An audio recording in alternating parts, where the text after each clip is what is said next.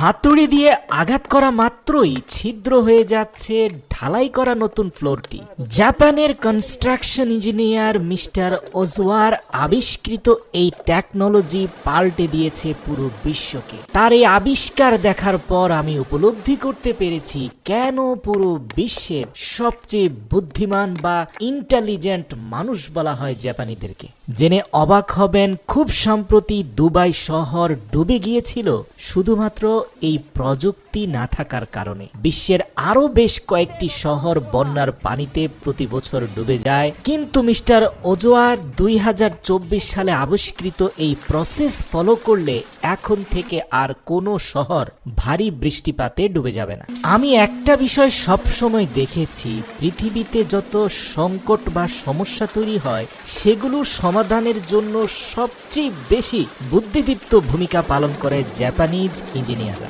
এই যে ডটকনের প্লাস্টিকের প্যানেলগুলো দেখতে পাচ্ছেন স্ক্রিনে, যেগুলো আরসিসির নিচে ব্যবহার করা হচ্ছে, মানে রড সিমেন্ট কনক্রিট দিয়ে যে ঢালাইটা হবে, সেখানে কিন্তু আমরা এই প্লাস্টিকের প্যানেল ইতিপূর্বে কোথাও দেখিনি, আমাদের দেশেও আমরা দেখিনি। তাহলে এগুলো কেন বসিয়ে দেওয়া হয়েছে? একটু ভালো করে প্যানেলগুলোর দিকে লক্ষ্য করলে দেখতে পারবেন প্যানেলের একটা মুখ উপরের দিকে উঠে আছে, যেটা ঢালাইয়ের পরে হাতুড়ি দিয়ে আঘাত করা মাত্র ছিদ্র হয়ে যাবে, কিন্তু প্রত্যেকটা ছিদ্রের সাথে অপর ছিদ্র পর্যন্ত নিচ দিয়ে একটা ড্রেনেজ লাইন আছে। এই প্যানেলগুলো বসিয়ে দিয়ে তার উপরে পাথরের ঢালাই দিয়ে ঢালাই করে ফেললে সেই ঢালাইয়ের স্ট্রেংথ এক বিন্দুও কম হবে না। ভালো করে দেখুন, মধ্যখানের স্কোয়ার শেপের ভিতরে পর্যাপ্ত ঢালাই ঢুকে যাবে, এমনকি কানেক্টিং প্যানেলের উপরেও অন্তত আরো 2.5 থেকে 3 ইঞ্চি ঢালাই রডকে ঢেকে দেবে। একে তো আপনার ঢালাই খরচ কমে যাচ্ছে, কনক্রিট এবং সিমেন্টের খরচ বেঁচে যাচ্ছে।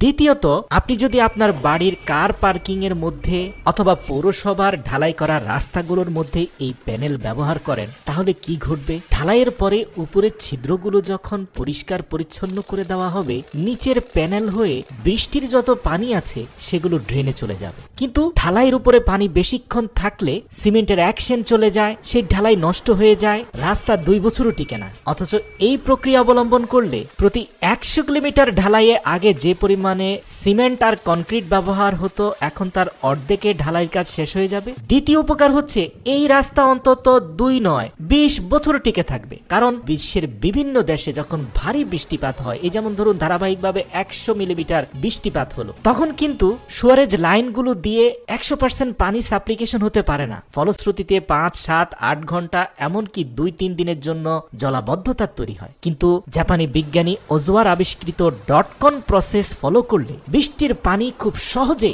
বিল্ট ইন ডটকন প্যানেল হয়ে ড্রেনে চলে যাবে। এটা এত চমৎকার এবং নিখুঁতভাবে ডিজাইন করা হয়েছে যে এই ছিদ্র দিয়ে কোনো ময়লা আবর্জনা আটকালেও সেটা খুব সহজে হাত দিয়ে পরিষ্কার করে ফেলা যায়। তাছাড়া আপনি যদি আপনার বাড়ির গ্যারেজে এই প্রক্রিয়া ঢালাই দেন, তাহলে গ্যারেজে নিয়মিত গাড়ি ধুলেও সেই পানি গ্যারেজের ফ্লোরের কোনো ক্ষতি করতে পারবে না, কারণ পানি এত দ্রুত পাস হয়ে যাবে যা বলার বাইরে। হাঁটা চলার জন্য এই ছিদ্রগুলো যদি আপনার কাছে বাড়তি ঝামেলা মনে হয়, চাইলে পাথর দিয়ে ছিদ্রগুলোকে ভরাট করে দিতে পারেন, তাহলে পাথরের ফাঁক দিয়ে পানি চলে যাবে ঠিক, কিন্তু পাথরের উপর দিয়ে আপনি দিব্যি সুন্দরে হাঁটতে পারবেন, আর জিনিসটা দেখতেও খুব অ্যাস্থেটিক লাগবে।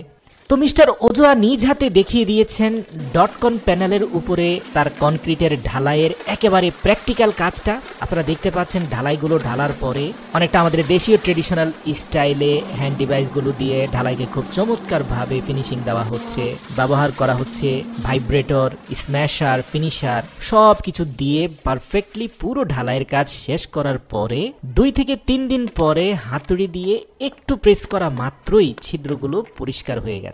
এরপর আরেকটা গ্রাইন্ডার মেশিন দিয়ে ছিদ্রগুলোকে পারফেক্ট শেপে নিয়ে আসা হয়েছে। এরপরে পানি ছিটিয়ে দেওয়া মাত্রই দেখতে পাচ্ছেন কত দ্রুত প্রত্যেকটা ছিদ্রপথ দিয়ে পানি ড্রেনে চলে যাচ্ছে।